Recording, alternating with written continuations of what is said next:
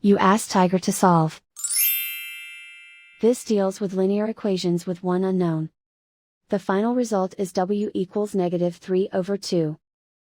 Let's solve it step by step. Group all constants on the right side of the equation. Add 90 to both sides.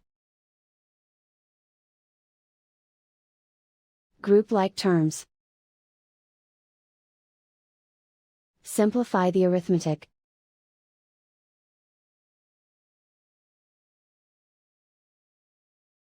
Isolate the w. Divide both sides by -60. Cancel out the negatives. Simplify the fraction. Move the negative sign from the denominator to the numerator.